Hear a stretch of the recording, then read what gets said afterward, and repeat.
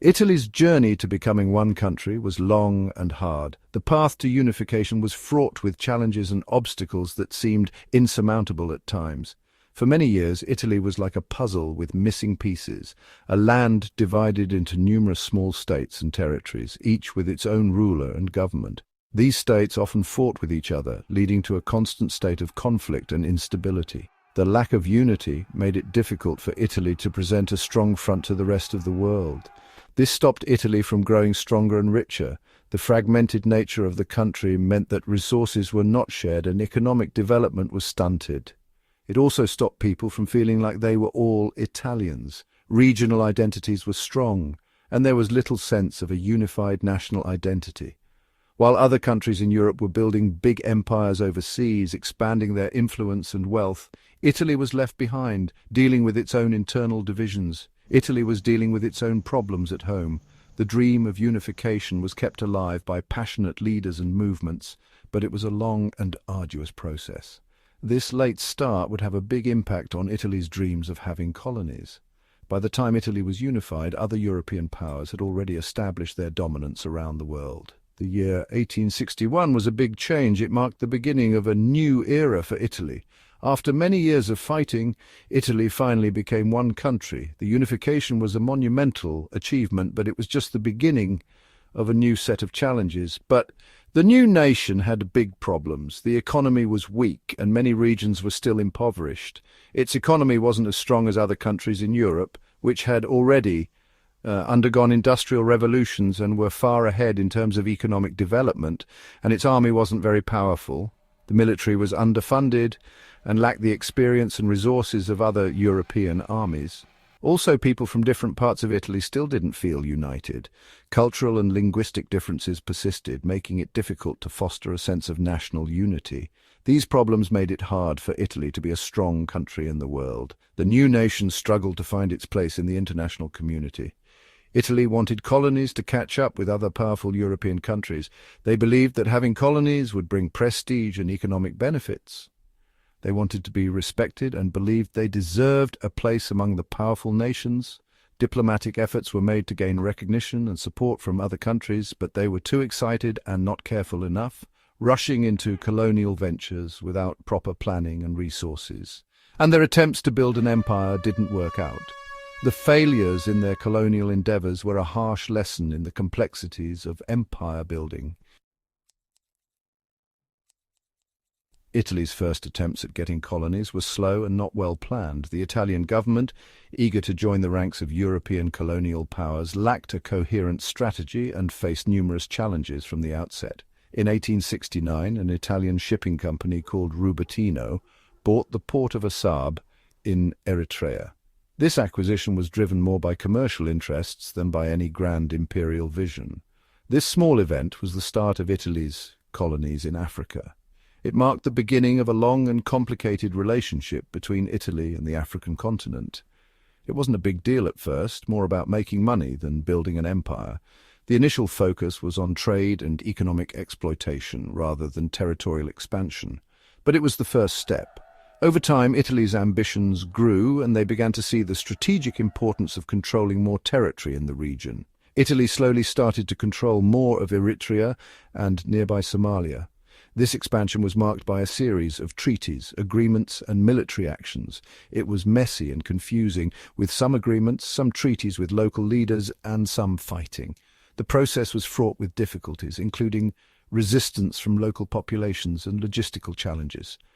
The Italian government in these colonies wasn't very good, with lots of corruption and no clear plan. The lack of effective governance led to widespread inefficiencies and abuses. The local people didn't like being forced to work and being treated unfairly, so they fought back against the Italians. Resistance movements began to form, challenging Italian authority and complicating their colonial ambitions.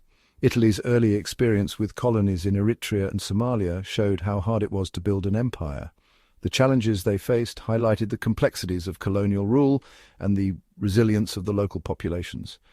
The Italian government wanted these colonies to make Italy look powerful, but it was really difficult and expensive, and the way they treated the local people caused a lot of problems.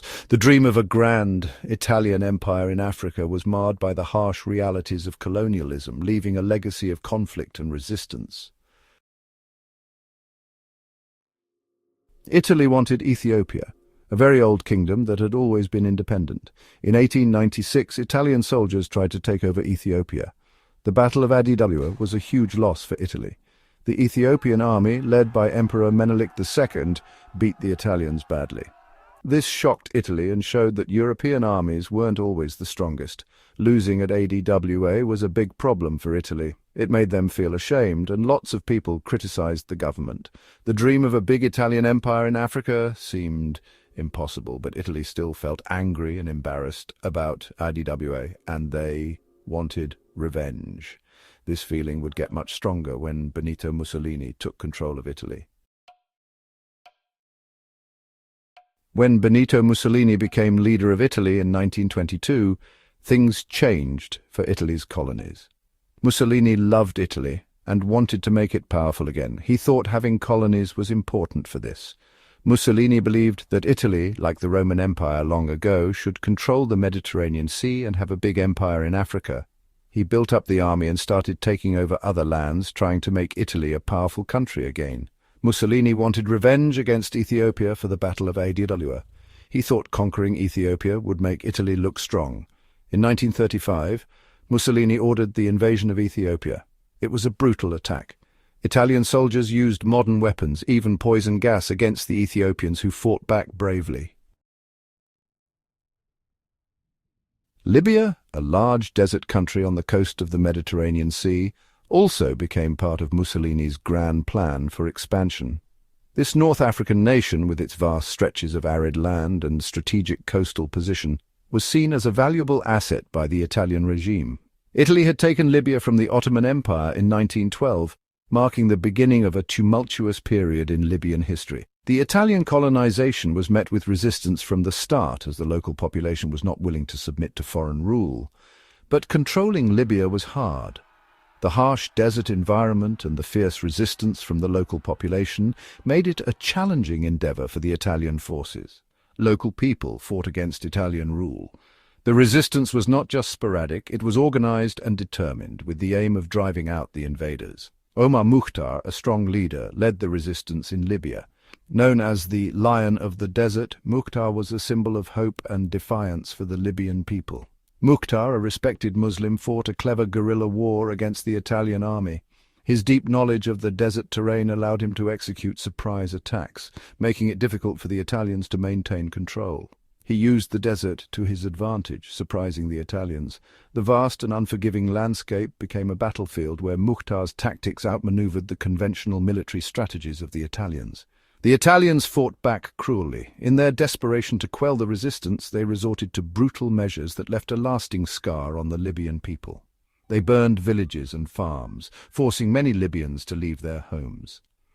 The scorched earth policy aimed to deprive the resistance of resources, but it also caused immense suffering among civilians. They built camps where thousands of people died from sickness and hunger. These concentration camps were a grim testament to the lengths the Italians would go to maintain their grip on Libya. Controlling Libya was expensive and difficult for Italy. The financial and human costs of the occupation were staggering, draining the resources of the Italian state. It used up their money and soldiers. The prolonged conflict took a toll on the Italian military, which struggled to sustain its operations in the harsh conditions of the Libyan desert. Other countries criticized Italy for being so cruel. International condemnation grew as reports of atrocities and human rights abuses emerged, putting pressure on the Italian government. Even though their army was stronger, the Italians couldn't completely control the Libyan people. The resilience and determination of the Libyan fighters ensured that the struggle for freedom continued. Omar Mukhtar became a hero in Libya. His legacy lived on, inspiring future generations to continue the fight for independence and self-determination. He showed that Libyans would not let other countries control them. Mukhtar's unwavering spirit and leadership became a beacon of hope, symbolizing the enduring quest for freedom in Libya. Italy's colonies, from Eritrea and Somalia to Ethiopia and Libya, had big problems. These problems, caused by Italy's history, meant that Italy's empire would not last. Italy wasn't rich or strong enough, and the local people fought back hard. Italy didn't even have a clear plan for its colonies. One of the biggest problems was that Italy wasn't as rich as other European countries like Great Britain and France. Italy didn't have the factories or money to support a big empire. This made it hard to compete with other countries, and Italy's colonies cost more money than they made. Even though Mussolini tried to make it stronger, Italy's army wasn't ready for fighting in other countries. The Italian soldiers didn't have good equipment, supplies or leaders, and they struggled to fight in difficult places against people who didn't want them there. Losing at Adwa and the long fight against Omar Mukhtar showed that Italy's army wasn't as strong as Mussolini said. Another big problem was that the people living in the colonies fought back hard. From Eritrea to Libya, people resisted the Italians. They wanted to protect their homes, culture and way of life. The Italians didn't expect this, and it cost them a lot of money and soldiers. Italy's empire didn't last long, unlike the empires of Great Britain or France, and it ended during World War II. Italy's rule was bad, with violence and not much good development. After the war, Italy gave up its colonies, but what happened during that time still affects how Italy interacts with those countries today. Italian rule changed the colonies a lot in terms of society, money and politics. They brought new ways of farming, built roads and buildings, and spread Italian language and culture, but these changes mostly helped the Italians living in the colonies, not the local people. Even though it wasn't around for long, Italy's colonial empire shows how complicated European empires were. It shows why European countries wanted colonies and how much it hurt the people who lived there. Italy couldn't build a lasting empire because it started late and wasn't strong enough, but it also shows how strong the local people were and how the idea of controlling other countries is wrong. What happened during Italy's colonial time is still important today. It reminds us that colonialism had a lasting impact, and we need to understand how it shaped the world. It makes us think about power, identity, and how Europe interacted with the rest of the world.